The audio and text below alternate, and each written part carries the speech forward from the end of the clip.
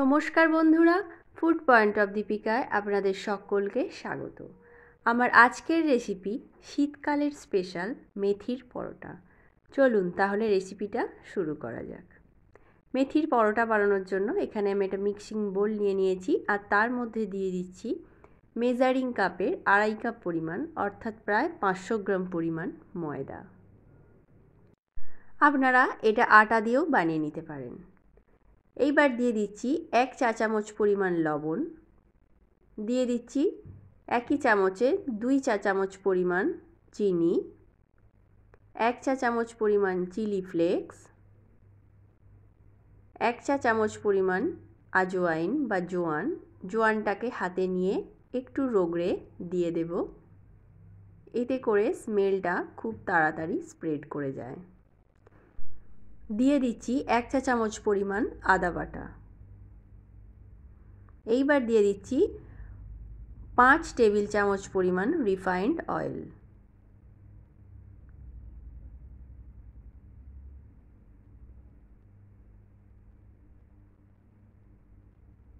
আর দিয়ে দিচ্ছি 1 কাপ পরিমাণ কুচিয়ে রাখা মেথির পাতা। এখানে ডাঁটাটা কম দেওয়ার চেষ্টা করবেন, পাতাটাই বেশি করে দেওয়ার চেষ্টা করবেন, তাতে করে পরোটাটা বেশি ভালো হয়। এইবার সমস্ত উপকরণগুলোকে হাত দিয়ে ভালো করে মিশিয়ে নেব। এই শীতে অবশ্যই করে এইভাবে একবার বানিয়ে খাবেন, খেতে কিন্তু অসাধারণ হয়। আমার ময়দাটা ভালো করে মেশানো হয়ে গেছে। এইবার রুম টেম্পারেচারের জল নিয়ে অল্প অল্প করে জল মিশিয়ে আমি একটা মিডিয়াম ডো তৈরি করে নেব।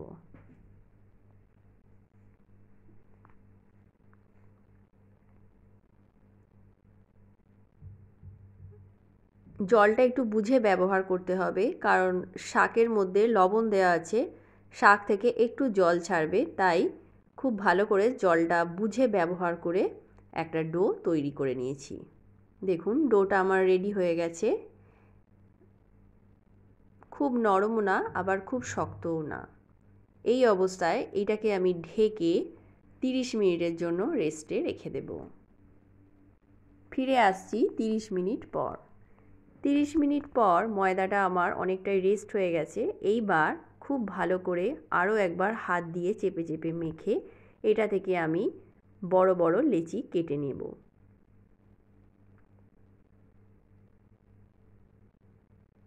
লেচিগুলো আমার সব কাটা হয়ে গেছে। এইবার একটু হাত দিয়ে গোল গোল করে পাকিয়ে নেব। লেচিগুলো পাকানো হয়ে গেছে। এইবার পরোটাগুলোকে আমি বেলে নেব।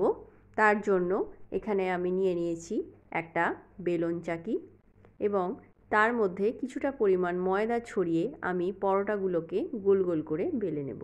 আপনারা চাইলে এটা তেল দিয়েও বেলে নিতে পারেন।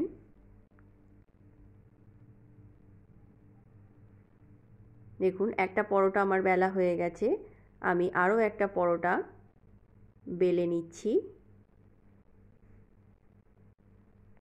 অপর দিকে আমি গ্যাসের ওপর একটা তাওয়া বসিয়ে দিয়েছি। তাওয়াটা আমার গরম হয়ে গেছে। এইবার আমি একে একে পরোটাগুলো সেঁকে নেব। প্রথমে আমি সব পরোটা সেঁকে নেব, তারপর একটা একটা করে তেল দিয়ে ভেজে নেব। একটা পিঠ ভালো করে হয়ে গেলে খুন্তির সাহায্যে এইভাবে উল্টে দিতে হবে। দেখুন পরোটাটার গায়ে আঁচ লেগে গেছে। পরোটাটা আমার সেঁকা হয়ে গেছে। এবার পরোটা তুলে নিয়ে আরও একটা পরোটা আমি দিয়ে দিলাম। এইভাবে প্রত্যেকটা পরোটা আমি প্রথমে সেঁকে নেব, তারপর তেল দিয়ে ভেজে নেব। পরোটাগুলো আমার সেঁকা হয়ে গেছে। এইবার পরিমাণ মতো তেল দিয়ে আমি পরোটাগুলোকে ভেজে নেব।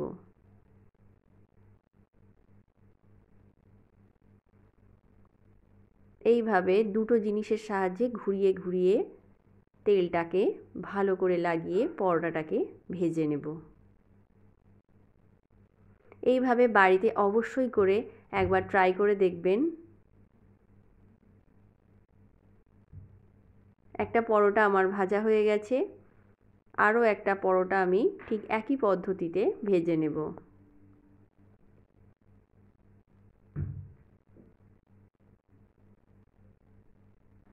তো বন্ধুরা, রেসিপিটা কেমন লাগলো ভালো লাগলে লাইক, শেয়ার ও কমেন্ট করতে ভুলবেন না।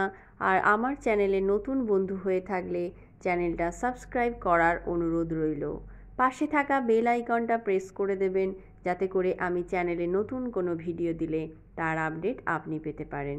তো আজকের মতো এ পর্যন্তই। আবার দেখা হবে অন্য কোনো রেসিপি নিয়ে। ততক্ষণের জন্য নমস্কার।